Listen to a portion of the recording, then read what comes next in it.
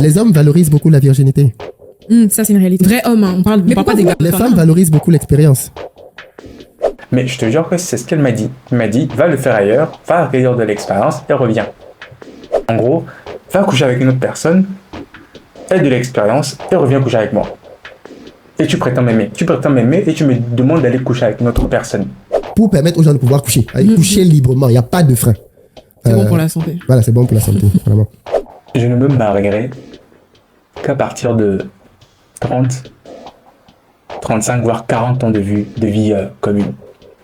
Tout simplement parce que pour moi, le mariage, si tu veux, c'est l'aboutissement de la relation. Pour moi, on se marie et on se dit, voilà, on l'a fait. On l'a fait, c'est-à-dire qu'on vient, en fait, c'est la cerise sur le gâteau, le mariage. Ça vient concrétiser, je viens poser le mariage. Je prends le mariage et je viens poser.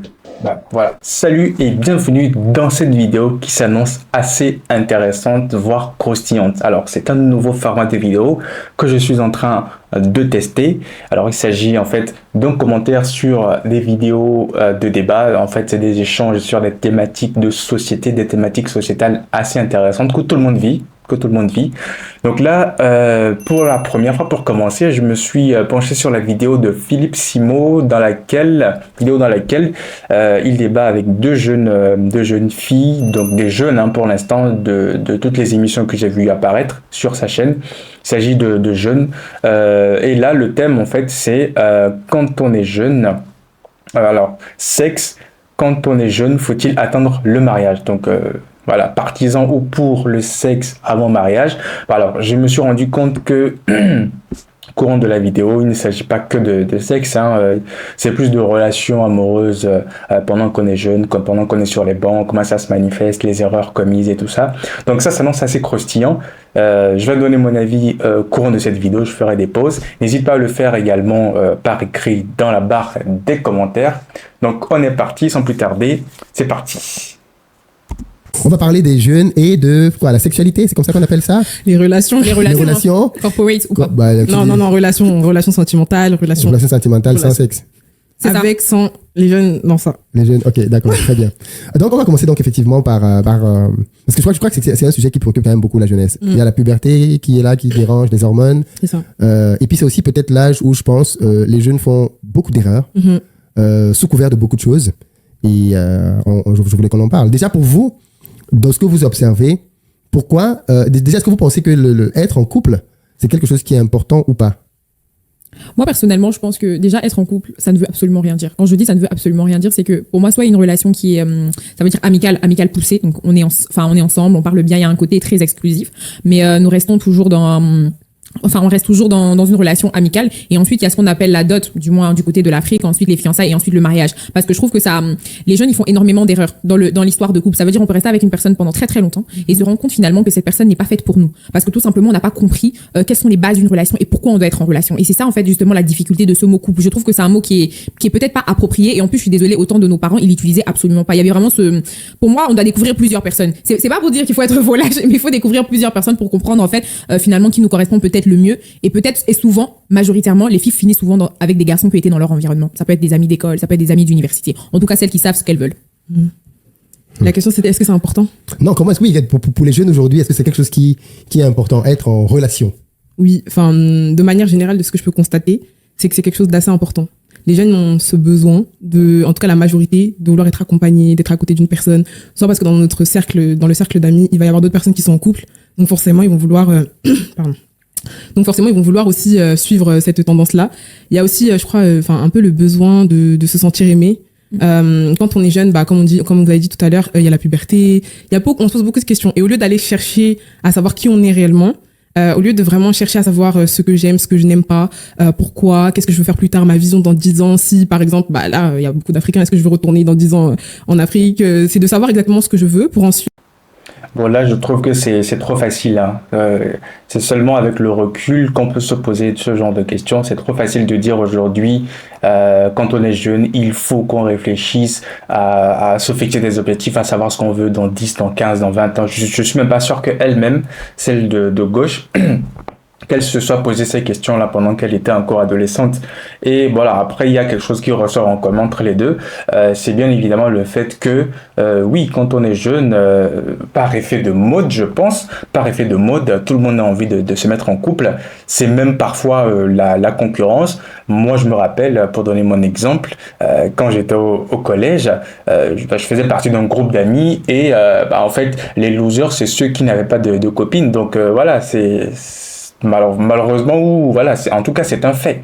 C'est un fait sociétal qui voilà, c'est comme ça. Et puis ça n'a jamais été, enfin, ça a été ça a été autre chose bien avant, à l'époque de nos parents. Mais moi, je ne suis pas bien placé pour parler de cette époque-là, puisque je n'étais pas né ou j'étais encore trop petit. Mais oui, je pense que c'est trop. C'est avec le recul, c'est facile de le dire. Mais c'est trop facile de dire comme ça que quand on est jeune, il faut savoir déjà ce qu'on fait. Quand on est adolescent, 12, 13, 14, 15 ans, même à 18 ans, on ne sait pas forcément. Hein. Donc voilà.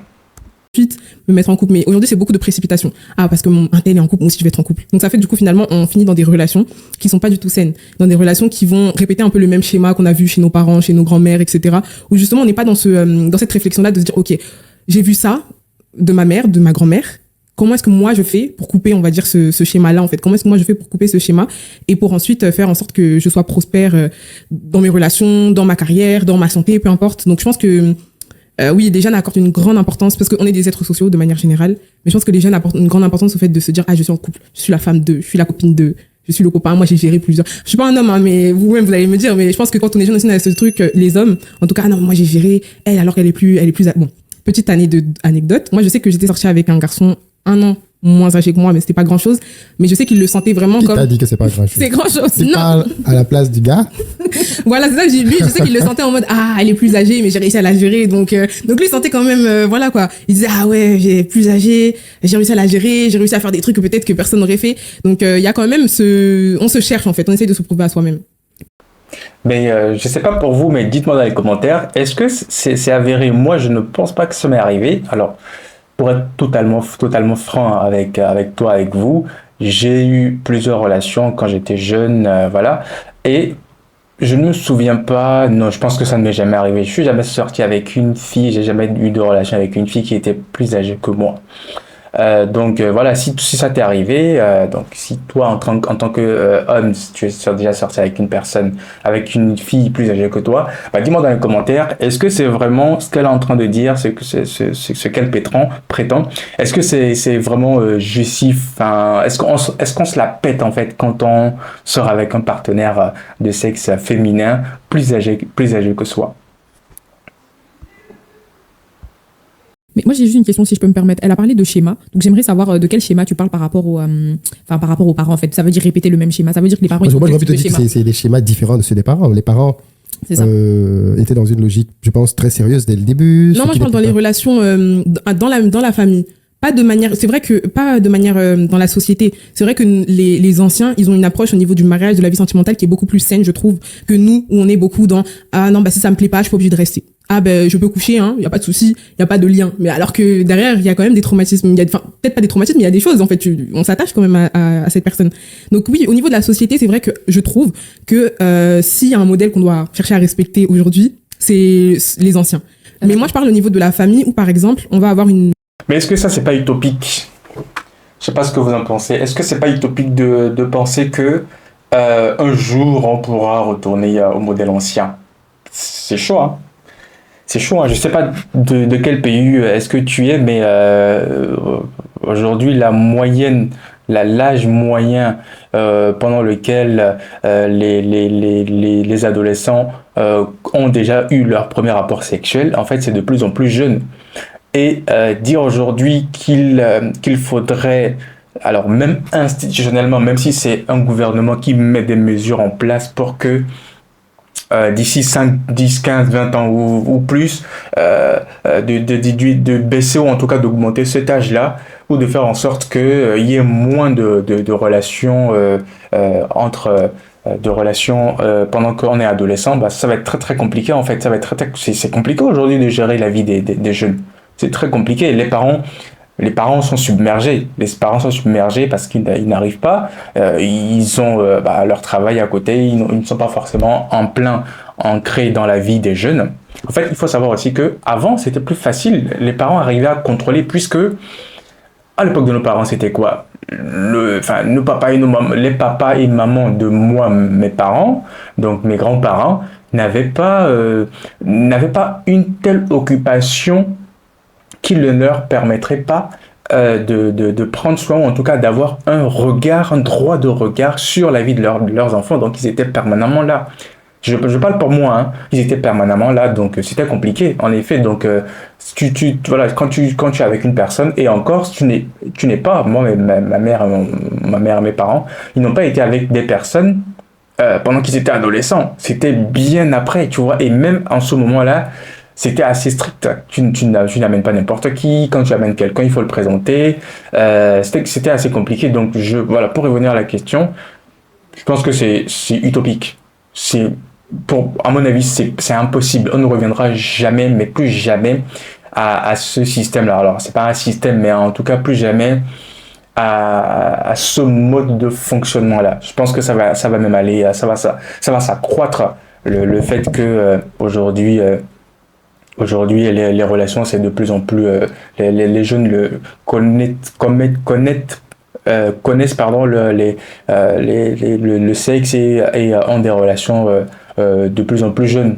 Il y a des faits sociétaux, il y a des faits divers où on voit des enfants qui sont au primaire, je répète, qui se font déjà des câlins et plus que ça, donc c'est chaud.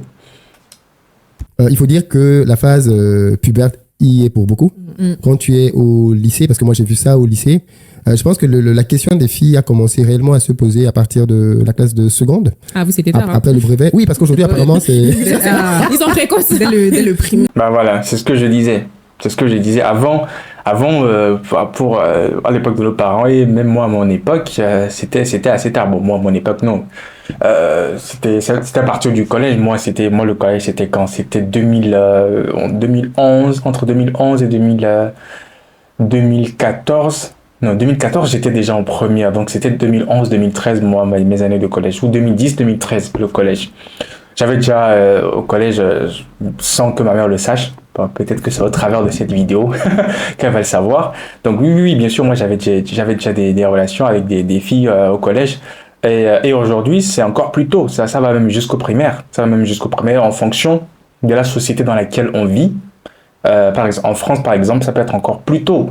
Ou c'est pas forcément encouragé, mais c'est entretenu par les parents, tu vois. On te demande est-ce que tu as un petit copain et tout ça. Et voilà, tu le sais très bien. Ici, c'est libre, on en parle. Voilà, on inculque ça aux enfants dès le bas âge. Enfin, on ne leur inculque pas ça comme ça, dans le sens où c'est pas une forme d'éducation, mais en fait, on laisse faire et on encadre l'enfant dans ce sillage-là. Les primaires, CM2, ils sont très précoces. CM2, ils font quoi? 10 ans. Ils draguent la fille, quoi. Même CM2. plus. Draguer seulement, si ça s'arrêtait seulement là, ça allait être ok. Ah, bah voilà, exactement. Donc, aujourd'hui, même au primaire, il se passe des choses. Donc, apparemment, c'est pas que draguer, c'est pas que des bisous non plus, comme je viens de le dire, ça va au-delà de ça. Et on a vu des choses. Ils font quoi? J'emmène ma copine se faire les ongles. Moi, j'ai vu pas ça comme ça sur la toile et tout. Il a envoyé sa copine faire les ongles. En tout cas, les parents, c'est sûr. Je tiens à saluer les parents. Au primaire, il amène sa copine de faire les ongles. Je vois que la tête de Philippe, il est choqué.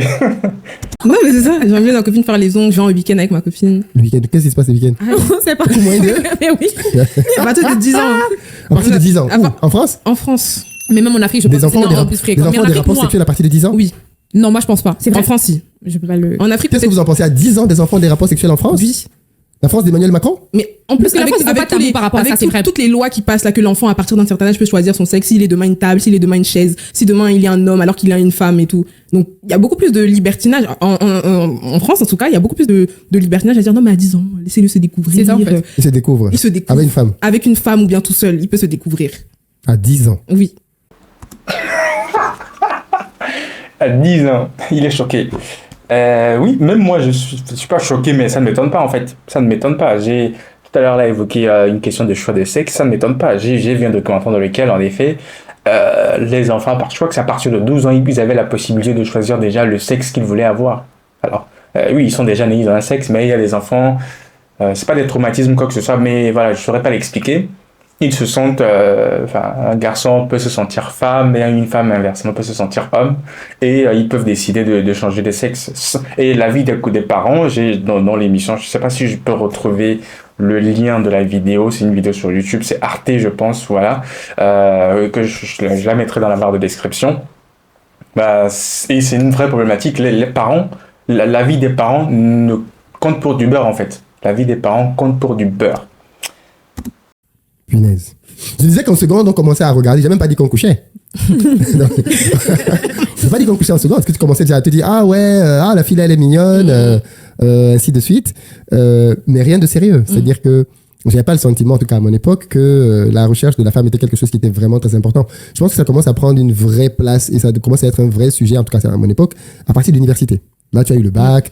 Oui, là, tu commences à te demander. Les enfants quittent la maison familiale, vont habiter dans des chambres tout seuls, qui deviennent des bésodromes. Soi-disant, j'ai lu un post là-dessus qui m'a fait rigoler. Là où quelqu'un disait quand on quitte la maison, on vous dit que c'est parce qu'on veut devenir responsable. En fait, c'est parce qu'on veut. C'était un post ivoirien. Il disait c'est parce qu'on veut Mougou. Il était clair, en paix, voilà. Il allait droit au but. Mais justement, moi j'étais très surpris de ça quand je suis arrivé en France. Parce qu'à mon époque, il y avait un vrai déphasage culturel. Je suis arrivé en France et je me suis rendu compte que d'où je venais, en tout cas au Cameroun, à l'époque, une fois de plus, parce que ça a probablement changé, le sexe avait quand même encore un côté sacré. C'est-à-dire, tu couchais pas avec une fille comme ça, une fille ne se livrait pas à toi comme ça. Et je suis arrivé dans un pays dans lequel les gens couchaient comme s'ils buvaient un verre d'eau. Exactement. Et la fille qui couche avec Paul aujourd'hui, demain, elle est Marc, et après, elle est avec Jean. C'est normal. Et pareil, le gars qui couche avec 3-4 filles. Et c'est normal, c'est-à-dire que voilà, c'était. Et puis ils en parlent. Oui. C'est pas comme si c'était quelque chose d'extra. Alors que à notre époque, quand une fille couchait avec un gars, mais personne ne devait être au courant. Et donc, moi, ça m'a beaucoup frappé, justement, cette différence culturelle.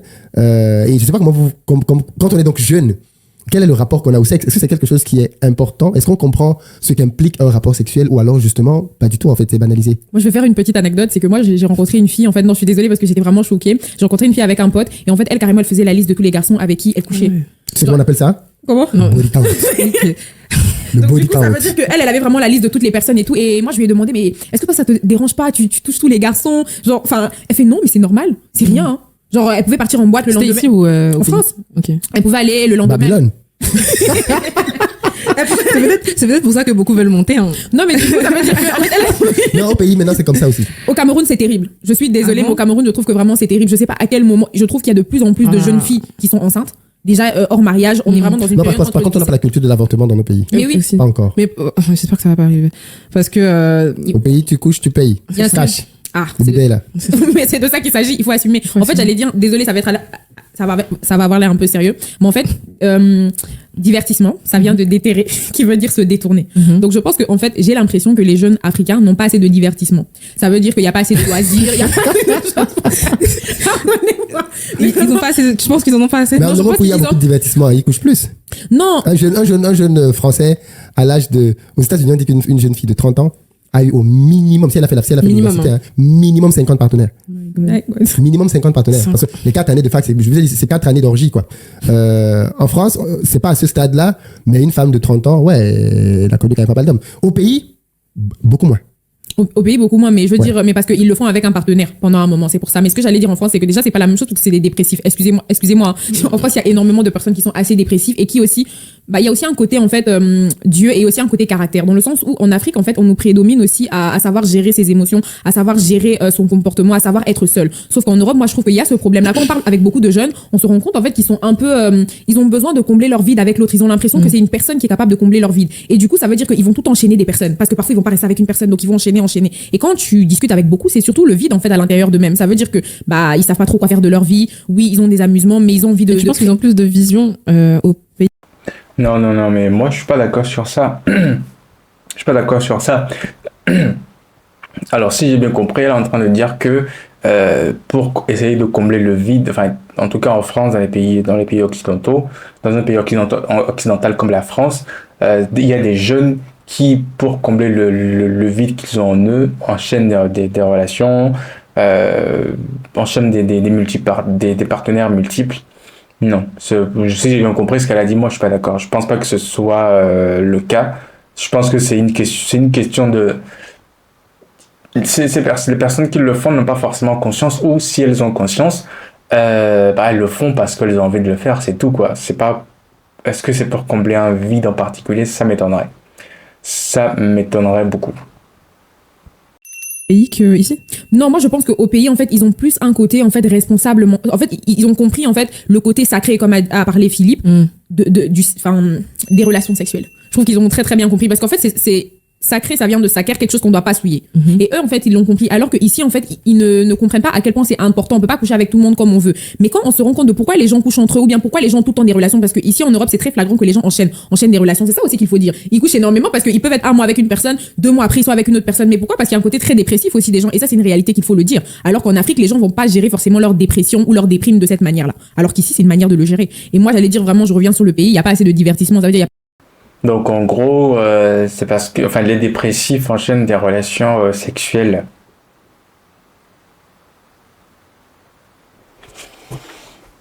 Non, je pense pas. Les dépressifs, ils sont dans leur chambre et ils sortent pas, ou ils ont un comportement bizarre.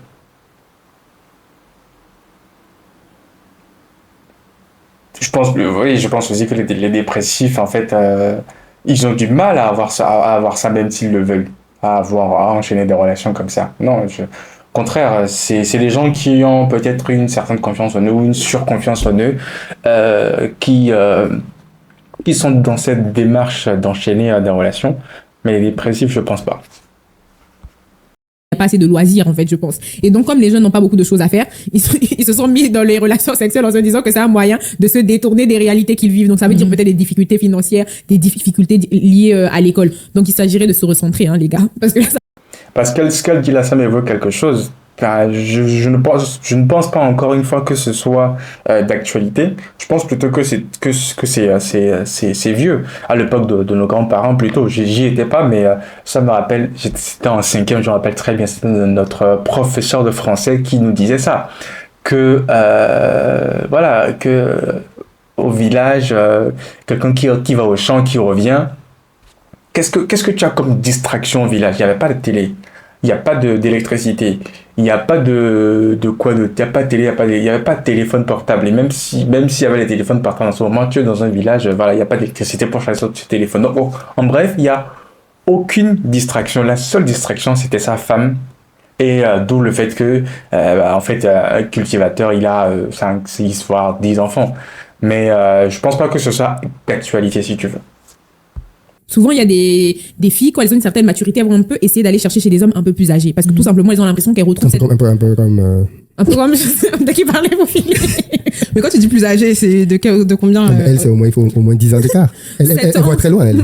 7 ans. Non, moi, j'aurais une question. Vous recommandez... ma question. Attends, non, pardon. Mais tu vas retenir. Vas-y. Vous recommandez l'âge. Quel écart d'âge? Honnêtement, avec le recul, ma femme va écouter ça. Non, je pense qu'il faut un bon écart. Je pense qu'il faut un bon écart. Entre l'homme et la femme? Je pense que c'est pas... Je suis pas...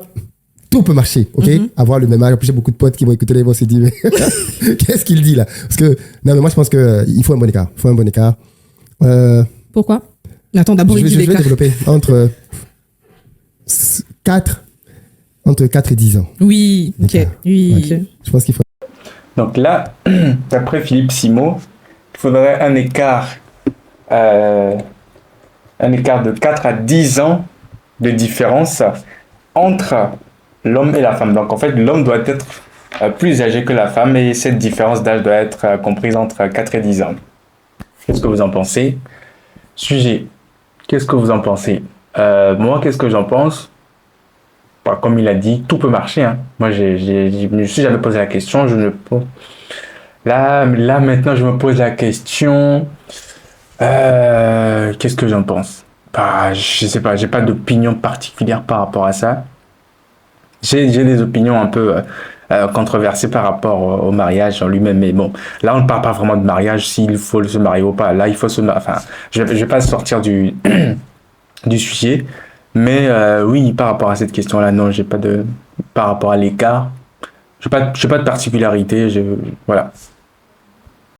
Un bon écart. Déjà, il y a plusieurs raisons. Déjà, physiologiquement, les femmes vieillissent plus vite que les hommes. Ok. Je vous ai monté une vidéo tout à l'heure, avant l'émission, d'une dame qui dit qu'elle a 39 ans. Moi, quand j'ai vu cette femme, je croyais qu'elle avait peut-être 60 ans. J'exagère à peine, mais elle n'a que 39 ans.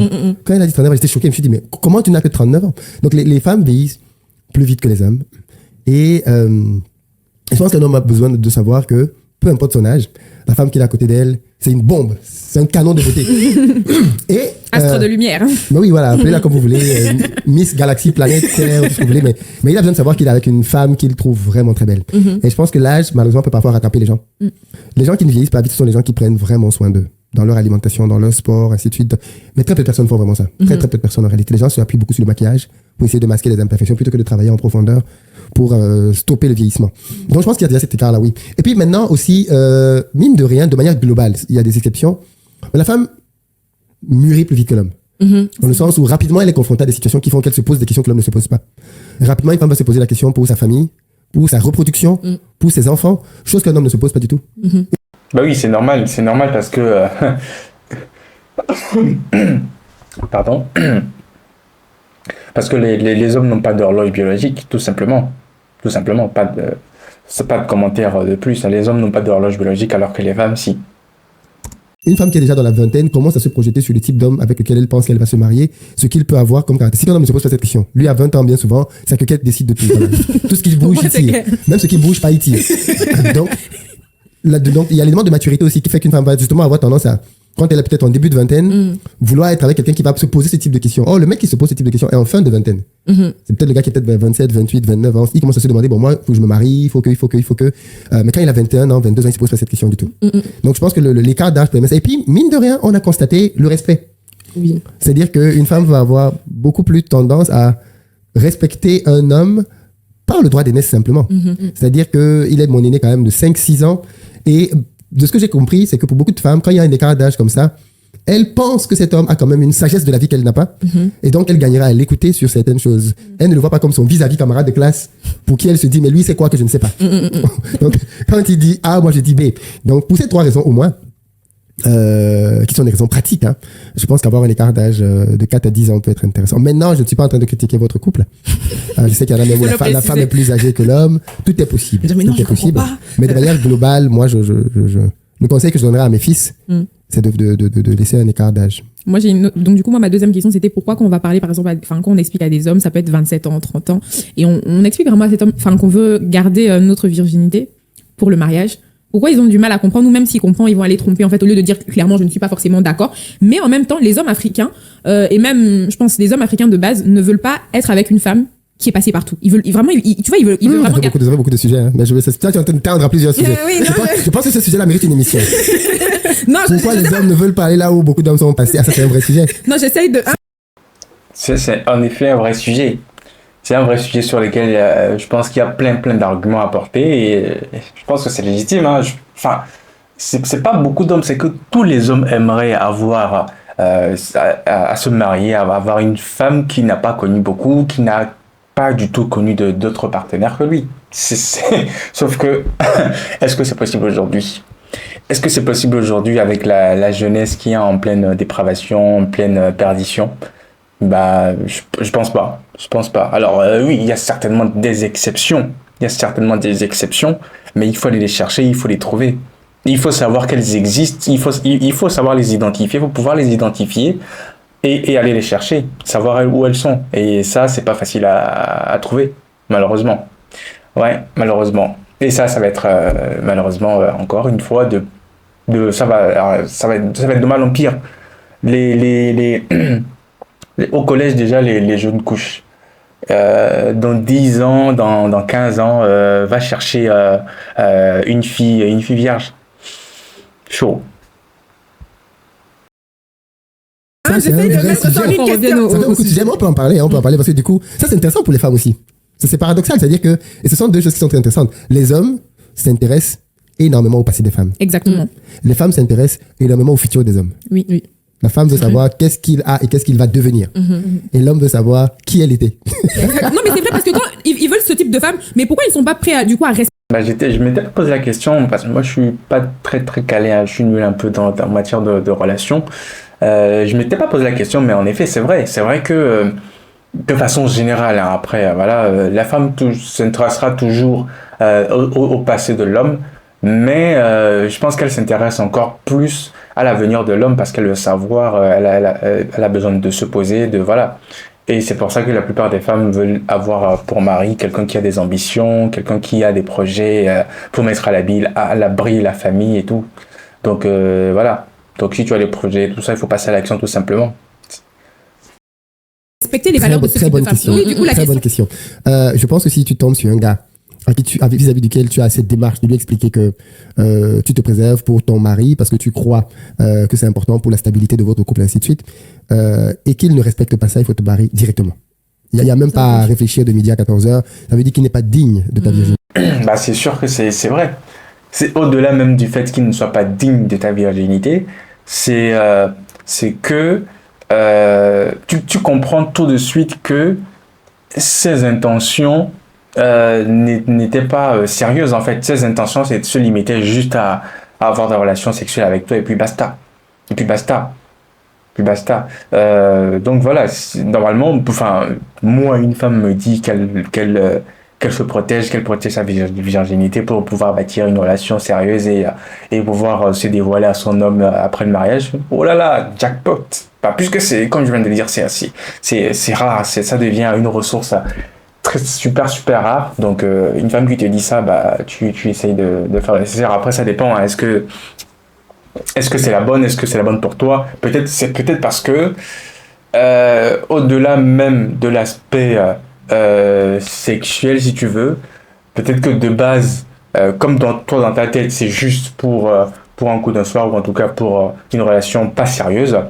Et même quand elle te dit ça, du coup, tu n'as pas envie en fait. Pour toi, il y avait pas vraiment, tu ne l'avais pas vraiment, c'était juste pour ça. Et quand elle te dit ça, bah, étant donné que préalablement toi dans ta tête c'était juste pour ça, bah en fait tu t'en fous. Voilà. Et voilà. Donc bon conseil de Philippe. Bah, moi je dis oui. Dans ce cas-là, bah, l'homme, la femme, tu te barres quand le mec te propose ça et qu'il le refuse quand tu lui opposes le fait que le fait que tu te préserves pour l'homme idéal, bah, c'est normal que la femme se barre. C'est simple que ça. Un homme qui comprend ce que ça implique, bien évidemment qu'il va attendre. Bien évidemment qu'il va attendre. C'est très faux de dire que les hommes n'attendent pas. Tous les hommes n'attendent pas. Mais il y a des hommes qui attendent. Je l'ai déjà dit, mais moi, ma femme, entre le moment où je lui ai fait ma demande, le moment où on s'est marié, c'est écoulé plus de 4 ans, on n'a pas eu de rapport. J'attendais. Mais Philippe, tu es fou. Non, mais parce que souvent ils attendent. Non, ça c'est vrai. En Afrique, je n'allais pas ailleurs. Ouais, non, mais les gars, ils ont 4 ans. Tu sais, 4 ans. 365, pourquoi 4? Ils vont dire non. Non, mais je parle pas de vous. Ils disent ça. Ils disent oui, ils sont d'accord, ils comprennent, mais en fait, ensuite ils vont voir ailleurs. Moi, déjà, oui, c'est ce que je dis. Là, il y a un problème. Ils sont pas. Je pense qu'il faut jouer franc jeu. Si tu sais que tu ne peux pas, et c'est sûr que ça manque beaucoup aux hommes. Le courage d'être franc. Exactement. Si tu sens que tu ne peux pas, il faut lui dire très clairement que vraiment, ma chérie, je t'aime beaucoup, mais moi, je suis déjà actif sexuellement. Non, c'est ça. Et je peux pas attendre. Ou alors on se marie rapidement. Mais je peux pas attendre que tu finisses d'avoir tes diplômes. Se marier juste pour ça. Ça peut être une erreur. Ça peut être, on ne se marie pas que pour ça. Mais si on a les moyens de se marier maintenant, pourquoi attendre 2 ans, 3 ans? Non, moi je suis pas. Non, si on a les moyens, parce que si tu dis. Pourquoi attendre? Voilà, pour vous êtes connu. Mais 2 ans c'est trop peu pour connaître véritablement une personne. Imaginez, non, mais toute une vie c'est pas assez pour connaître une personne. Mais 2 ans c'est suffisant. Non, mais 2 ans c'est beaucoup même. Moi je trouve, oui, même 2 ans. Je pense que si vous vous rencontrez, vous aimez 1 an, c'est suffisant pour décider de vous marier. Mais vous ne vous connaissez pas, vous n'avez pas étudié ensemble. Non, quel temps ensemble? Parfois vous n'avez pas étudié ensemble, parfois vous n'avez pas besoin d'étudier avec la personne. Pourquoi? Non, mais vous n'avez pas été dans l'environnement de la personne. Pourquoi tu as besoin d'être dans l'environnement de la personne? Il faut au moins 5 ans, 7 ans pour être vraiment. Désolée. Non, il faut au moins. Pourquoi tu vas attendre 5 ans? Minimum 5 ans, maximum 10 ans. Regarde, l'homme a des besoins et la femme aussi a des besoins. À un moment donné, 4 ans, 5 ans. Qu'est-ce qui est important? C'est le fait de connaître la personne ou c'est de compter un nombre d'années? Parce que parfois, justement, on est dans la performance. Oh, vous savez, on a fait 5 ans, on a fait 6 ans. Au fond, tu peux être avec quelqu'un depuis 10 ans et vous êtes de parfaits inconnus. Aussi. Dans le sens où vous n'avez jamais poussé votre relation à un niveau d'intimité qui fait que vous soyez vraiment livrés l'un à l'autre. Et puis les gens peuvent jouer le jeu de l'authenticité et en 6 mois, ils en savent assez l'un de l'autre pour décider qu'ils veulent finir leur jour ensemble. Mais comment on arrive à convaincre des parents par rapport à ça? Vous êtes un parent aujourd'hui. Alors, en 6 mois, ou en 1 an, ou en 2 ans, comment tu sais? Enfin, c'est une question très très difficile et je pense que c'est l'occasion là de donner un peu un peu mon avis sur ma conception à moi du mariage. Accrochez-vous parce que je sais pas si vous l'avez déjà entendu. C'est possible que vous l'ayez déjà entendu, pas de moi, mais parce que voilà, ça vous vient peut-être d'ailleurs. En fait, moi, je ne me marierai qu'à partir de 30, 35, voire 40 ans de vie commune.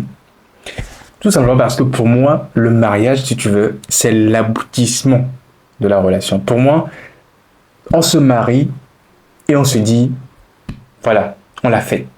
On l'a fait, c'est-à-dire qu'on vient, en fait, c'est la cerise sur le gâteau, le mariage. Ça vient concrétiser, je viens poser le mariage. Je prends le mariage et je viens poser. Bah, voilà, je me suis marié. Voilà, pour moi, ça vient à la fin où on a vécu plein de choses, des hauts et des bas.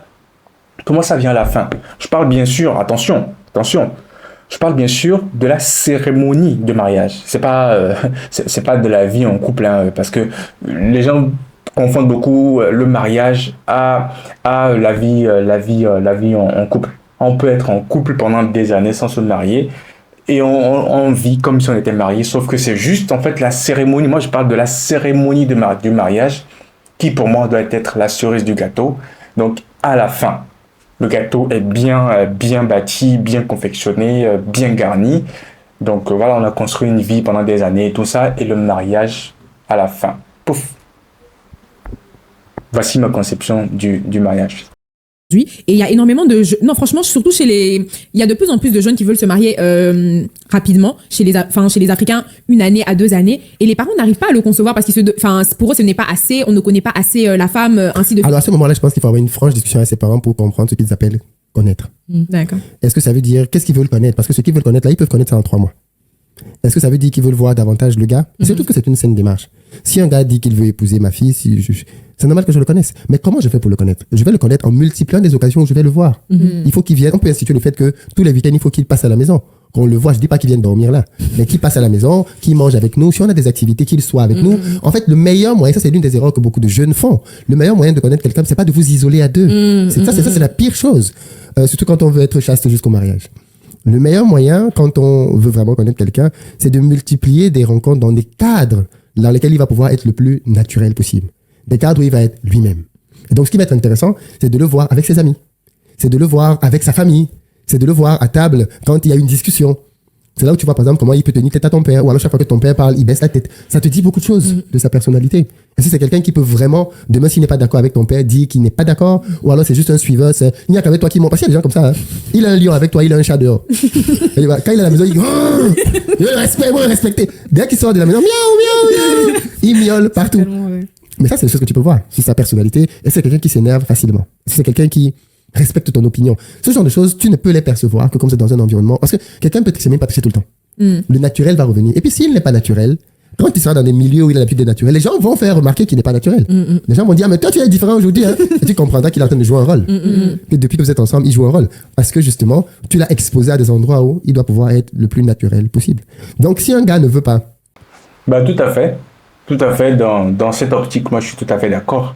C'est-à-dire mettre l'homme ou la femme dans des environnements où, je le répète, hein, où il est censé être naturel, où il a l'habitude d'être naturel. Donc le confronter à ces situations-là pour être sûr qu'il n'est pas en train de jouer qu'il n'est pas en train de jouer à un jeu en fait. Oui, ça permet de connaître mieux, de savoir voilà. Maintenant après en 6 mois, en 2 mois, comme il le dit, est-ce que c'est tout à fait possible? Est-ce que c'est tout à fait possible en un aussi bref délai de connaître une personne? C'est une question que je vous pose. Pour moi, non, c'est pas suffisant. C'est pas suffisant. Moi, je vous parle de 30 ans de vie en commun, 30 ans de vie en commun. C'est pas, je ne me réduirais pas, je ne pense que je ne pourrais pas être d'accord de faire connaissance avec une personne sur 1 an. Parce que déjà, tu as beau connaître une personne, mais la personne, c'est un être humain. L'être humain, on dit que l'être humain est l'être le plus compliqué, le plus complexe à cerner parce qu'il est changeant. Tu crois connaître quelqu'un, mais non en fait, tu le connais à un moment donné, mais 5 ans après, c'est pas sûr que ce soit la même personne, tout simplement. C'est pas sûr que ce soit la même personne. Moi, il y a 10 ans, je ne suis pas la personne que je suis aujourd'hui. Et même encore plus précisément, il y a 2 ans, je ne suis pas la personne que j'étais. Je ne suis pas la personne que je suis aussi que je suis aujourd'hui est complètement différente de la personne que j'étais il y a 2 ans. Il y a 2 ans avant que je me lance effectivement dans le développement personnel, que je lance ma chaîne YouTube, que je fasse plein de choses. Donc voilà, c'est très compliqué. Pour moi, c'est pour ça que c'est du fait de cette complexité-là, c'est l'une des raisons ça fait partie de l'une des raisons pour lesquelles 30 ans, 25-30 ans, voilà, on va dire 30 ans de vie en communauté. Tu vas trouver que c'est exagéré, c'est toujours ce qu'on me dit, mais voilà, moi je pense pas que ça changera. Jouer le jeu, c'est qu'il pense, ça c'est très important de comprendre la psychologie des hommes. Si un gars ne veut pas bien attendre, les filles, prenez note. Ça veut dire que dans sa tête, il pense qu'il peut trouver un meilleur plan que toi. D'accord. Ça c'est très important. Ça veut dire que quand un gars pense que tu es l'alpha et l'oméga, tu es vraiment la personne absolue avec qui il pense qu'il pourra pas, il est prêt à soulever les montagnes. Donc ça veut dire que vous savez déjà si vous allez finir avec une fille ou pas, de base. Ça veut dire qu'un homme, en fait, non mais parce que souvent une fille, elle se pose des questions, elle va un peu essayer de regarder. Donc ça veut dire que vous les hommes, vous savez quand vous entrez dans la relation au bout d'1 mois ou de 2 mois, si en fait vous allez finir avec cette fille ou pas. Oui, je pense qu'au bout de très rapidement, tu peux savoir si la fille a ce qu'il faut pour aller loin avec elle. Très rapidement, tu peux le savoir. Maintenant, il y a des erreurs de casting. C'est-à-dire qu'au début, ça semblait être bien et pas du tout. Ou alors l'inverse. Au début, tu pensais que c'était juste pour rigoler. Qu'en fait, finalement, il ne ferait pas l'affaire. Mais avec le temps, tu t'es rendu compte qu'en fait, non, c'est... Bah voilà, je suis d'accord. Heureusement qu'il a nuancé parce que ça peut pas généraliser sur ces situations-là. On peut pas généraliser sur ça. Combien de fois, pendant que tu es en couple, tu te dis ah je t'aime, ma chérie, on va avoir tel nombre d'enfants, on va finir ensemble, et blablabla. Et 2 semaines après, 2 semaines, oui, quelques mois après, bah c'est fini quoi. C'est fini. Il y a des gens qui ont fait 5 ans de relation, mais ça ne s'est pas terminé. Donc au bout de la 4e année, ils se disent ah ça fait 4 ans quand même. Bah, je pense que ça va le faire, mais 1 an après c'est fini. C'est pas systématique, hein. C'est ça en fait, l'être humain est changeant. Donc tu peux pas le cerner. C'est pour ça qu'il vaut mieux éviter de s'engager trop tôt. Alors, après, tu me diras que se mettre en concubinage, vivre avec une personne, c'est une certaine forme d'engagement. Je suis tout à fait d'accord, c'est une certaine forme d'engagement. Mais le mariage, c'est encore plus... je sais pas... Non, le mariage n'est pas plus engageant. Parce que... c'est quoi la différence, en fait, avant et après le mariage? Est-ce qu'il y a vraiment une différence entre avant et après le mariage? Moi, je pense pas. Je ne pense pas que je vivrai... Alors après ça dépend aussi. Il y a des gens qui vont dire oui, enfin, dans certaines familles et tout ça, après le mariage, l'homme pense que c'est tout acquis, c'est fini. Il y a plus de câlinerie, il y a plus en fait, l'homme ne séduit plus la femme après que le mariage se soit passé. Enfin, pas juste le lendemain, mais quelques jours après, ou quelques semaines, ou quelques mois après. Voilà, ce n'est plus fusionnel, ce n'est plus tactile comme au début, parce qu'on s'est marié, voilà, c'est acquis, vas-y, fais-moi à manger, blablabla. Mais oui, il y a cette situation-là. Mais moi, je pense que, en tout cas, moi, personnellement, comment est-ce que je conçois les choses? C'est pour ça que le mariage, je le mets à 30 ans de vie en commun. C'est tous les jours, en tout cas, dès que c'est possible, il faut que la relation de fait reste tactile. Tu dois être en permanence en train de séduire ton partenaire, que ce soit l'homme ou la femme. Voilà. Donc pour moi, voilà, voici mon avis sur le sujet.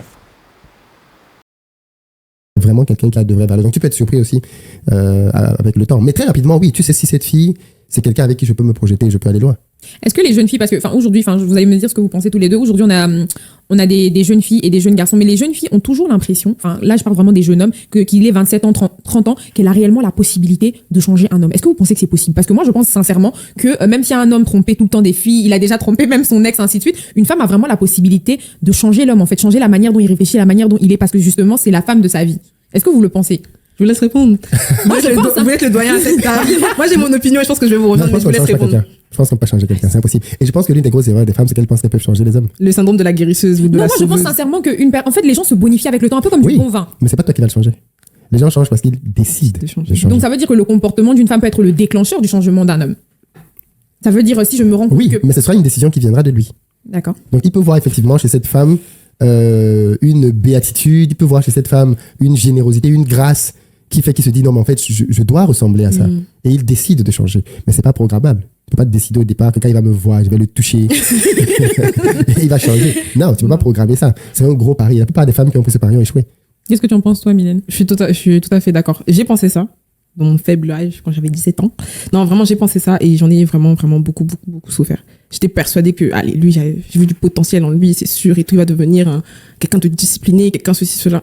Beaucoup de filles pensent ça, que oui, moi, je vais faire de lui un Barack Obama. Rien du tout. Beaucoup de filles disent ça. J'ai le potentiel pour amener cet homme loin. Toi-même, tu es où? Toi-même, tu es où? Non, c'est ça. Si déjà pour toi, c'est compliqué de t'amener là où tu es. Tu es là, tu as du mal à t'en sortir. Tu dis que tu peux amener quelqu'un loin. Tu es où? C'est ça. Et beaucoup de femmes ont cette utopie interne. Hein. Oui, non, franchement, moi, je sais que s'il avait moi, je vais rien du tout. Tu vas rien faire du tout. Mais parce qu'elle connaît ses capacités, en fait. Non, finalement. Quelle capacité qu'elle ne voit pas? Je pense que quand une femme connaît ses capacités et qu'elle-même, elle a des capacités, elle sait, en fait, sa capacité d'influence. Et je pense qu'au fond, les femmes savent, en fait, à quel point elles peuvent avoir une empreinte sur un homme. Non, alors, Oui, attention. Cet âge est dangereux. Je ne dis pas qu'une femme ne peut pas influencer un homme. Bien sûr qu'une femme peut influencer un homme. Je dis juste que partir sur ça comme postulat éthique, parce qu'il ne faut pas oublier, les hommes ne sont pas bêtes non plus. Parce que la volonté de changer un homme va se traduire dans la relation par un certain nombre d'actes que tu vas poser, qui vont très clairement faire comprendre au gars que tu veux le changer. Mais tu l'as trouvé dans sa vie, il était d'une certaine manière. Le pire, c'est quand le gars a même eu l'honnêteté de te dire que lui, voilà comment il est. Et tu fais comme si tu ne comprends pas ce qu'il te dit. Parce que beaucoup de femmes font comme si elles ne comprennent pas. Il te dit bien que moi, je suis le genre d'homme qui fait ça. Et tu dis non, mais c'est pas grave, tu vas changer. Non, mais parce que souvent, vous savez, moi je trouve que les hommes, les hommes, donc les jeunes hommes, ils aiment bien ce côté-là. Si je me rends compte que c'est tu es en train de partir, je vais essayer de faire quelque chose. Et souvent, il y a des filles qui ont cette capacité-là. Mais c'est pas toi qui a fait que la personne, elle a décidé de te. Mais dans tous les cas, c'est mon acte, donc ça fait partie de moi. En fait, je veux dire, si je n'aurais pas agi comme ça, cet homme-là n'aurait peut-être pas changé. Donc parce qu'il a décidé de partir, il a décidé de le faire. Non, je suis pas Oui. Donc j'ai influencé son choix. Tu peux, ça dit que, mais il faut se poser la question. Quel est cet homme pour lequel il faut que j'aille dans une extrême pour qu'il bouge? Aussi. En fait, ça c'est un point important. C'est-à-dire que, naturellement, moi, je parle du principe à titre personnel, je ne supporte pas les gens qui ne recherchent pas l'excellence dans leur vie d'abord. C'est-à-dire que je pense que dans ta vie, tu ne dois pas te satisfaire de la médiocrité à aucun niveau. Partout où tu estimes que tu es médiocre, tu dois t'améliorer. À tous les niveaux. Ça doit être quelque chose qui est propre en toi. Je n'ai pas à venir instiller ça chez toi. Je dois trouver quelqu'un qui vit déjà comme ça. Quelqu'un qui est permanemment en train de se remettre en question, à vouloir accélérer, à vouloir aller plus loin, à être beaucoup plus performant dans tous les domaines de sa vie. C'est une démarche que très peu de personnes ont. On est d'accord. J'ai fait des vidéos dessus. Tu peux les retrouver sur ma chaîne, dans lesquelles je disais que je me suis retrouvé pendant une année à vivre une vie médiocre. Médiocre, c'est-à-dire le métro boulot dodo, et il a fallu. J'ai compris vite que ça ne me correspondait pas du tout. Et c'est là que j'ai commencé à mettre en place des choses. Aujourd'hui, je fais des choses en plus de mon travail salarial, et je suis en train de, je vois des choses qui se dessinent dans mon avenir. Je vois où est-ce que ça me mène, parce que j'ai pris telle décision, et pas seulement parce que j'ai pris cette décision, mais parce que j'exécute les décisions que j'ai prises, et voilà. Donc voilà, moi, pareil que lui, je suis tout à fait d'accord. Il faut jamais se complaire dans une décision dans une démarche de médiocrité, en fait. C'est-à-dire, voilà, tu fais une chose et puis c'est tout. Tu fais une seule chose et puis peut-être même que tu n'as pas bien, peut-être que ton travail au boulot, ça ne se passe pas forcément bien. Et tu glandes comme ça à ne rien faire pour changer la situation. Peut-être que tu le fais bien, mais tu ne fais que ça. Si tu le fais bien, en fait, exploite tes potentialités. On ne se rend pas compte des potentialités. Moi, je ne me rendais pas compte de certaines choses que je pouvais faire. Mais aujourd'hui, quand je les fais, je me dis waouh, quoi, tu vois. Et encore, j'ai plein d'autres projets, j'ai plein de choses à explorer, et je pense que voilà, je vais découvrir encore plein de choses sur moi-même. Donc c'est pour ça que il faut seulement faire. Il faut pas se poser des questions, il faut faire. Dès que tu as une idée, il faut tester. Au pire, ça ne marche pas, tu repartiras de zéro, tu recommenceras. Mais il faut être dans une démarche d'action. Il faut être dans la démarche de passer à l'action. Voilà. Malheureusement, c'est pas le cas de beaucoup de gens. Beaucoup de gens ne sont pas dans cette démarche-là, mais il faut en fait. Combien de fois on a décidé on a eu des envies, on a eu tiens, j'aimerais bien réaliser tel projet, j'aimerais faire telle chose, j'aimerais bien devenir un chanteur, un basketteur de haut niveau. Mais qu'est-ce que tu fais dans ta vie tous les jours pour atteindre cet objectif? Rien. Et ne t'attends pas à ce que les résultats soient différents, tout simplement. Voilà. Non, je suis désolée, je vais pas être d'accord parce qu'en fait, je regarde aujourd'hui les jeunes filles. Il y a vraiment énormément de filles quand elles mettent en avant son leadership, enfin, leadership to lead, donc conduire, enfin, sa manière de conduire, sa manière de mener les choses, que ce soit professionnellement ou personnellement, elles font énormément peur aux hommes. Ça veut dire, et en plus, elles font peur aux... peur à quelle qualité d'homme? Non, justement, j'ai parlé, mais les hommes qui sont exactement comme elles ne vont pas aller draguer ce type de femme. Je sais pas pourquoi, mais j'ai toujours l'impression que quand une femme, en fait, elle a un caractère, elle a une manière... C'est pas un caractère. D'ailleurs, ce mot se cache beaucoup de disrespect. Non, quand je parle de caractère, ça veut dire... Tu parles de caractère, tu es impoli. Beaucoup de gens se cachent ça. Non, je suis une femme de caractère. En fait, tu es une femme impolie, grossière parfois même. Non, moi quand je veux parler de caractère, ça veut dire c'est en fait sa manière de s'imposer, de savoir exactement ce qu'elle veut, que ce soit professionnellement ou personnellement. Un truc très important aux jeunes filles, qui est très important à dire dans une émission comme celle-ci, puisqu'on parle de sexualité aujourd'hui. Je sais pas si on en reparlera. De relations. Mais et de relations. Oui, mais de la relation dans le sexe, c'est toujours à côté. Très proche. Les hommes valorisent beaucoup la virginité. Ça c'est une réalité. Vrai homme, hein. On parle pas des gars. Vous ne restez pas puceau. Pourquoi les femmes valorisent beaucoup l'expérience. C'est bizarre, n'est-ce pas? Belle réponse. Belle réponse. C'est exactement ça. Va pas chercher plus loin. C'est exactement ça. On me dit c'est pas juste. D'accord. C'est pas juste. C'est pas juste. Mais je parle de valoriser. C'est-à-dire que, en réalité, oui, une femme vierge n'aura aucun mal à aller avec un homme qui a eu 15 conquêtes. Oui. Au contraire, elle va même se sentir rassurée. Il sait ce qu'il fait. Il va pas venir découvrir chez moi. Ça, c'est vrai, c'est un aventurier. Pardon? Ça me rappelle une anecdote d'ailleurs. Quand j'étais au lycée, j'étais encore. Alors là, je me dévoile un peu, mais j'étais encore puceau quand j'étais au lycée. C'était première ou seconde. C'était en seconde, je pense. Ouais, en seconde, j'avais une copine. Et voilà, naturellement, j'avais des envies. J'étais puceau sur moi et j'avais envie de découvrir et tout ça. Et elle également. Elle était vierge, je l'avais pas encore fait. Elle n'avait pas encore eu de relation sexuelle. Et elle m'a dit quelque chose qui m'a marqué, mais pendant des années. Aujourd'hui, les années sont passées, mais ça m'avait tellement marqué. En fait, elle m'a dit qu'elle préfère, on était dans une relation fusionnelle, amoureuse, tout ce que tu veux. Elle m'a dit que comme moi, je ne l'ai pas encore fait, qu'elle préfère que j'aille acquérir de l'expérience ailleurs et de revenir pour sa première fois. C'est exactement ce que, en fait, je te raconte exactement ce qui s'est passé. Alors moi, sur le coup, je ne comprenais pas, ça m'avait vexé. Je suis parti, je me suis mis en colère. J'ai fait des semaines sans lui parler. J'étais touché, j'étais énervé, j'étais vexé, tout ça. Mais je te jure, je n'ai aucun intérêt à raconter des salades. Mais je te jure que c'est ce qu'elle m'a dit. Elle m'a dit, va le faire ailleurs, va acquérir de l'expérience et reviens. Et je me suis demandé si elle m'aimait vraiment, quoi. Parce que tu peux pas aimer une personne. Tu peux pas aimer une personne. En fait, c'est comme si elle me demandait consciemment de la tromper. En gros, va coucher avec une autre personne, aie de l'expérience et reviens coucher avec moi. Et tu prétends m'aimer. Et tu me demandes d'aller coucher avec une autre personne. Je sais pas ce que tu en penses, mais aujourd'hui, avec le recul, qu'est-ce que je pense de ça? Voilà, c'est ça. J'ai compris que je n'avais pas connaissance de ça. J'étais encore jeune et tout ça. Enfin, je suis toujours jeune, d'ailleurs. Je n'avais pas connaissance de ça. Donc, du coup, sur le coup, ça m'a choqué, ça m'a fait retourner le ventre. Maintenant, aujourd'hui, avec le recul, je me rends compte que c'est un fait. C'est un fait sociétal. C'est vrai, en fait. Et c'est ce qu'il est en train de dire, tu vois. C'est vrai. C'est vrai, tout simplement. Les femmes cherchent auprès d'un homme de l'expérience, alors que les hommes cherchent auprès d'une femme pas d'expérience. Il veut une fille neuve, en fait. Donc, voilà. Non? Moi, je le verrais comme un aventurier. Ok, donc peut-être que tu as une vision différente. Et toi? Non, moi, personnellement, je suis désolée. Oui, il faut qu'il y ait déjà eu des expériences. Je peux pas être un test. Voilà. Je suis désolée de le penser comme ça. Exactement. C'est le cas encore. Et bien voilà. Ça se confirme. Ça se confirme. Mais je comprends pas, les filles. Comment vous... Enfin, je sais pas. Je comprends pas. Pourquoi est-ce que vous ne préférerez pas avoir un homme puceau? Peut-être... Je sais pas. Alors, est-ce que c'est pour des raisons de performance? Si c'est des raisons de performance, en fait, vous n'avez qu'à le faire plusieurs fois et à force de le faire, il va apprendre. Ou bien, je sais pas moi.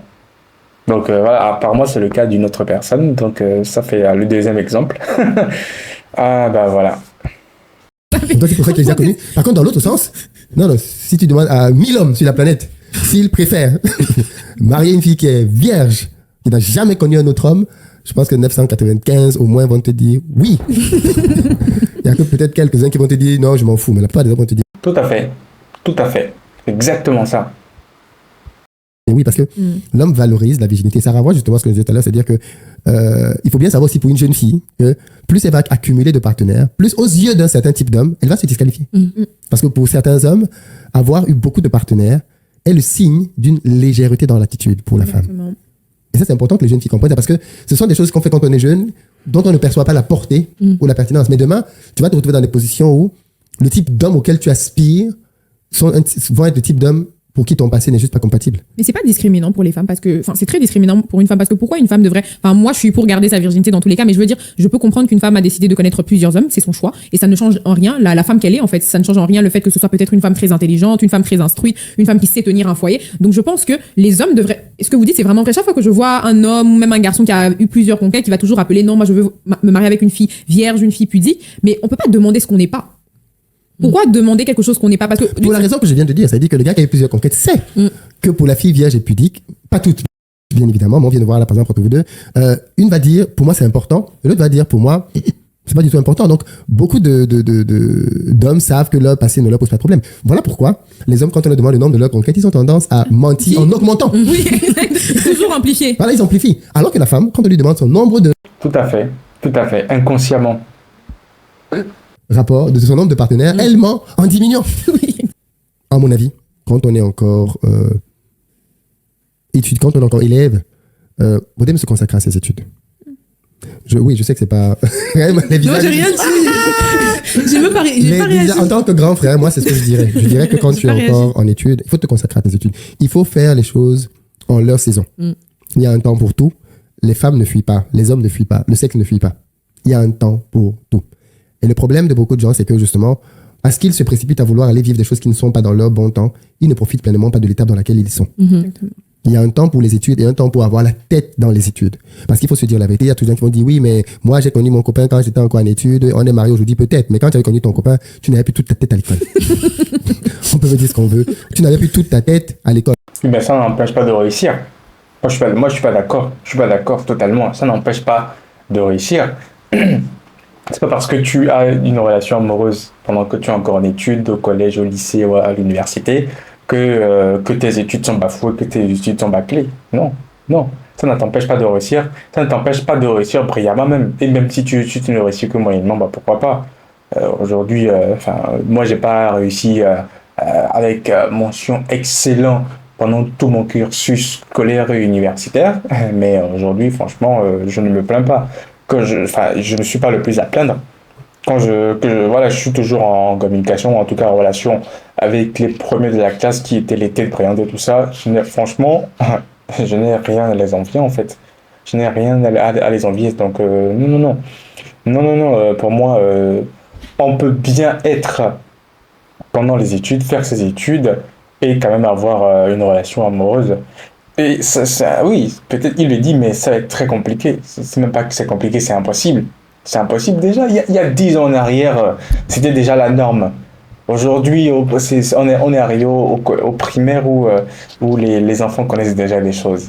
Donc aujourd'hui, ça va être très compliqué et impossible même de dire aux gens non, faut pas que tu...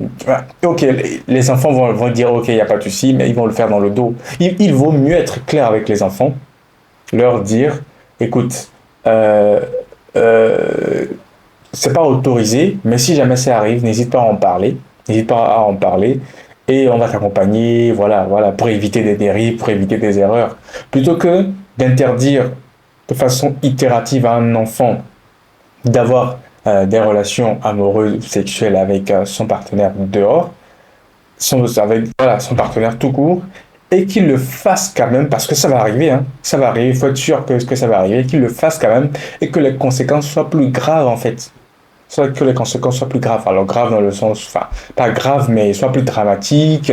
Que ça finisse que ça finisse mal et que l'enfant enchaîne plusieurs relations dehors, ou que ça finisse par une grossesse si c'est une fille. Voilà. Donc non, moi je suis pas contre. Je suis pas suis pas pour le fait qu'il faille interdire strictement. Je suis pour le fait que on laisse couler. Si jamais ça arrive, on accompagne l'enfant et on lui donne des conseils pour éviter qu'il y ait des dérives. Et pour aller même plus loin, en fait, c'est en encadrant l'enfant que on va éviter le fait qu'il enchaîne plusieurs relations. Parce que si mes parents sont au courant que je sors avec telle fille, je pense que consciemment, ça m'embêterait que cette relation finisse et que j'enchaîne avec une autre et que je leur ramène une autre, ensuite une troisième, une quatrième, et ainsi de suite. À un moment, plus de crédibilité, quoi. Donc pour moi même, ça passe pas. Donc non, pour moi, il faudrait pas interdire, puisque de toute façon, c'est quelque chose, c'est inéluctable. Que tu l'interdises ou pas, l'enfant va le faire. On l'a fait. J'ai vu plein de gens le faire. Voilà, c'est comme ça. Donc, faut juste être clair avec les enfants et puis accompagner, tout simplement. On n'a pas à être radical par rapport à cette position. C'était même 18, mais moi je me suis marié quand j'étais étudiante. Encore plus, tu n'avais pas toute ta tête et tout ton cœur à l'école. Et donc, forcément, ça va empiéter sur tes performances. Ça va empiéter sur tes connaissances qui vont demain avoir un impact sur ton rendu professionnel. Parce que quand on apprenait ces chapitres-là, sur l'anatomie, quand tu étais en cours de médecine, au lieu de pouvoir bien apprendre, tu disais que tu allais pratiquer avec ton mari le soir à la maison. Et au final, tu n'as pas bien... Non, encore une fois, je suis pas d'accord. Les résultats, tes résultats scolaires n'ont rien à voir avec tes performances une fois que tu es dans le monde professionnel. Pas du tout. Ça n'a aucune, il n'y a pas de relation certaine. Donc, voilà. Parce que quand tu es dans le monde professionnel, c'est plus pratique. Tu apprends des choses sur le tas, tu pratiques. Alors que à l'université, à la fin de l'année, tu as tout oublié. Une fois que les examens sont passés, tu as tout oublié. C'est fini. Tu as pris les cours d'anatomie. Tu commences à tuer les gens à l'hôpital parce que tu ne sais plus si on doit faire l'incision à gauche ou à droite. Parce que voilà. Donc moi, je pense que c'est super important quand on est jeune de savoir se consacrer aux choses. Et l'amour, surtout quand on est si jeune. Moi, je pense qu'une des choses que tu apprends avec l'âge aussi, c'est que l'amour, c'est une décision. C'est pas un sentiment. Mais l'amour vient aussi avec avec le sentiment amoureux. Et le sentiment amoureux, il est très puissant. C'est une force qui t'envahit. Pourquoi les gens pleurent quand il y a des séparations? C'est parce que tu te sens, ça te dépasse. C'est tellement fort. Il y a un flot d'émotions. Et ça aussi, c'est parfois parce que tu n'es pas prêt, en fait. C'est-à-dire que tu es trop jeune pour encaisser tout ça. Et tu n'es peut-être pas encore au stade de ta vie là où tu es supposé savoir gérer tout ce qui implique en réalité une relation aujourd'hui. Raison de plus, puisque en fait, il vaut mieux donc dans ce cas vivre ce genre de situation, des échecs et pleurer, et comme ça on apprend très tôt pour que une fois qu'on est plus adulte, 25, 27, 28, 30, 35 ans, savoir gérer ce genre de situations. En gros, voilà, ne pas se fermer aux expériences pendant qu'on est encore en études. Et voilà, advienne que pourra en fait, si la relation n'aboutit pas et que ça finit tout simplement, que ça finit mal, en fait, tu encaisses. On apprend aussi dans la douleur. On dit que ce que tu n'apprendras pas par les conseils, eh bien tu l'apprendras de toute façon dans la douleur. Donc tu apprendras dans la douleur. Et voilà. Bon, pour quelqu'un qui n'a jamais connu de relation, maintenant qu'il a 35 ans, qui veut se mettre en couple, qui veut se mettre en relation, déjà il aura du mal. Première chose. Deuxième chose, une fois que ça va vriller, si ça vrille, il y a beaucoup de chances que ça vrille puisqu'il n'a pas d'expérience.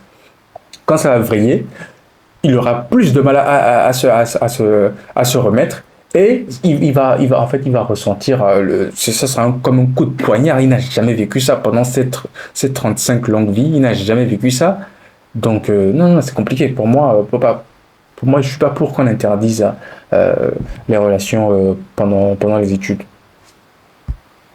En Occident, on a essayé d'enlever aux relations beaucoup du poids de la responsabilité quand on a une relation. Par exemple, en Afrique, où il y a très peu d'avortements, officiels en tout cas, quand une fille a un rapport sexuel non protégé, elle peut tomber enceinte. Et beaucoup de filles sont tombées enceintes. Et quand tu te retrouves au collège avec une grossesse, crois-moi, ça parle à tes camarades de classe. En Occident, les pilules, c'est gratuit. C'est-à-dire, tout ce qui empêche aux gens de coucher a été rendu gratuit.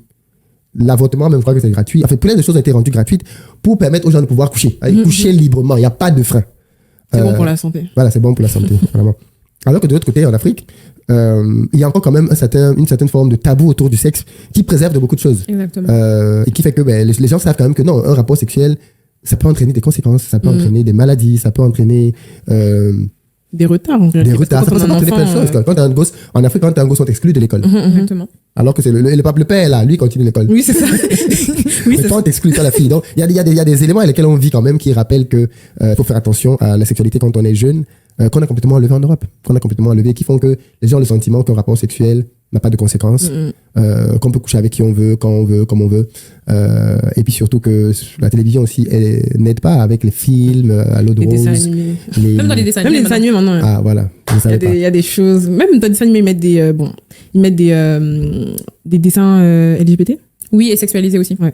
Mais après, moi, j'avais carrément un professeur, il avait décidé d'arrêter la télé pour ses enfants. Et je trouvais ça fou. Je lui disais tout. Il a fait non, mais tu te rends pas compte des dessins. Il a décidé d'arrêter. Ouais. Donc, du coup, il fait plus des BD qui choisit les BD. Non, il faut faire il essaye de faire des activités avec ses enfants, mais il a vraiment décidé d'arrêter la télé parce qu'il s'est dit que c'était pas possible. Au début, je trouvais que c'était très dur. L'année dernière, je lui disais, mais monsieur, vous abusez, etc. et tout. Et finalement, quand je suis en train de regarder ce qui passe, je me dis non, il a peut-être raison. C'est mieux.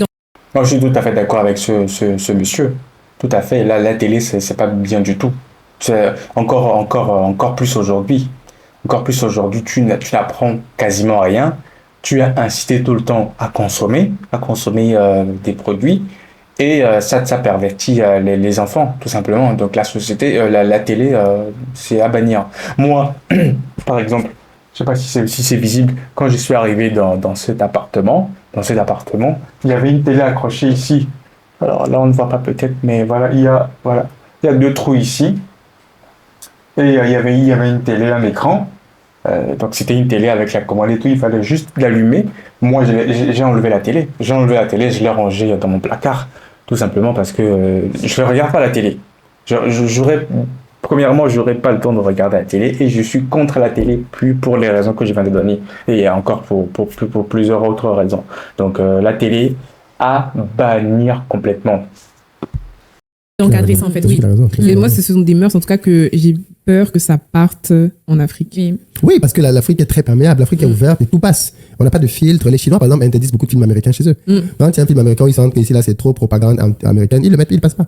Parce qu'ils estiment que c'est un film. Parce qu'il faut bien le comprendre, le cinéma, il y a un gros marketing. Hein. Bien sûr. Si tout le monde dans les États-Unis, c'est parce qu'on nous a fait croire que là-bas, c'était mieux qu'ailleurs. Exactement. Donc, et ça, c'est une volonté américaine de faire le soft power, de faire croire aux gens que c'est ce que les Américains pensent qu'il y a bien. Tu n'as pas remarqué que dans tous les films. Le rêve américain, la possibilité de toujours réaliser tout ce que tu veux. Tu n'as pas remarqué dans tous les films qu'ils font, c'est tous les Américains qui sauvent le monde. Oui, c'est ça. Armageddon, tout. Tu as vu un Tchadien sauver le monde. Bah oui, c'est que ça, hein. C'est ça, dans tous les films américains, c'est les Américains qui sauvent le monde. Jack Bauer, quoi d'autre, il y a tellement, et puis je m'en souviens pas forcément, mais c'est toujours ça. C'est des propagandes en fait, c'est des propagandes, c'est pour instiller de façon inconsciente dans la conscience des gens. Que les Américains, voilà, c'est eux, voilà, American Power, American Dream, voilà, tu vois, ça vient de là en fait. C'est pas anodin. Et en effet, malheureusement en Afrique tout passe, il n'y a pas de filtre, on consomme, on est content, alors que on ne sait pas inconsciemment le vrai message qu'on veut nous faire passer, ou en tout cas comment dirais-je, je cherche le mot, je trouve pas. Mais voilà, c'est propagande en fait, si tu veux. Propagande, c'est faire croire que voilà, c'est les Américains qui sont les meilleurs dans tous les domaines, c'est eux qui sauvent le monde et tout ça. Donc voilà. Donc voilà, je vais m'arrêter là. En tout cas, c'était quand même très intéressant. C'est des faits de société que tout le monde connaît, que tout le monde a déjà vécu. Et c'est intéressant. Le débat était intéressant. Il y avait des arguments intéressants de part et d'autre, des trois protagonistes. Et voilà, moi j'ai pris un plaisir à commenter, à également donner mon avis sur pas mal de sujets. En fait, voilà, il y a un sujet, mais vous avez bien compris que il y a également d'autres sujets qui ont été abordés. Alors, donc là, mon alarme 22h sonne, il va falloir que j'aille me coucher. Tac. Donc, il y a plein d'autres choses qui ont également été abordées. Donc, très intéressant. N'hésite pas à me dire ce que tu en penses dans les commentaires, ce que tu penses de ce format de vidéo. Et j'en ferai peut-être, si ça plaît, j'en ferai sûrement une deuxième, même si ça plaît pas, et puis on verra. Ok, bah écoute, merci d'être resté jusqu'à la fin. Si c'est le cas, n'hésite pas à t'abonner si c'est pas encore le cas. Et je te dis à très très bientôt dans la prochaine vidéo. Allez, ciao.